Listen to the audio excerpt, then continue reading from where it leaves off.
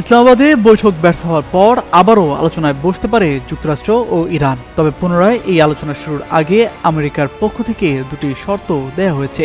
ইসরায়েলের গণমাধ্যমের বরাতে এমনটাই জানিয়েছে এনডিটিভি। মার্কিন প্রেসিডেন্ট ডোনাল্ড ট্রাম্প বলেছেন, তেহরানের সঙ্গে নতুন দফার আলোচনা 2 দিনের মধ্যেই আবার শুরু হতে পারে। তার দাবি, সঠিক এবং উপযুক্ত ব্যক্তিরা ওয়াশিংটনের সঙ্গে যোগাযোগ করছে এবং তারা একটি সমঝোতায় আসতে চায়। তবে নতুন করে আলোচনা শুরুর আগে ওয়াশিংটন চায় গুরুত্বপূর্ণ জলপথ লেস অয়েল অ্যাবজর্ব করে আপনার পরিবারকে রাখে হেলদি। ফুড গ্রেড ম্যাটেরিয়ালে তৈরি যমুনা কুকওয়্যার। হরমুজ প্রণালী পুরোপুরি ও বাধাহীনভাবে খুলে দেওয়া হোক। কূটনৈতিক সূত্রের বরাত দিয়ে ইসরায়েলি কয়েকটি গণমাধ্যম জানিয়েছে, যুক্তরাষ্ট্র পারস্পরিকতায় নীতিতে অটল রয়েছে।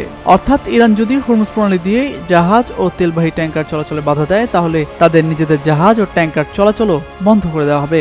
আলোচনায় বসার জন্য যুক্তরাষ্ট্রের আরেকটি শর্ত হলো, ইরানের প্রতিনিধি দলকে অবশ্যই ইসলামিক রেভলিউশনারি গার্ড কর্পস এর পূর্ণ অনুমোদন থাকতে হবে, যাতে তারা ইসলামাবাদে যে কোনো সমঝোতা হলে তা যেন ইরানের শীর্ষ পর্যায়ে সব কর্মকর্তার সম্মতিতে হয়। এটিও যুক্তরাষ্ট্র নিশ্চিত করতে চায়। তবে ইরানের পক্ষ থেকে এই 2 শর্ত নিয়ে এখনো কিছু বলা হয়নি। এমনকি আলোচনা আবার শুরু হতে পারে এমন দাবিও নাকচ করেছে ইরান। তারা বরাবরই বলে আসছে, যুক্তরাষ্ট্রকে আলোচনার টেবিলে বিশ্বাস করে না।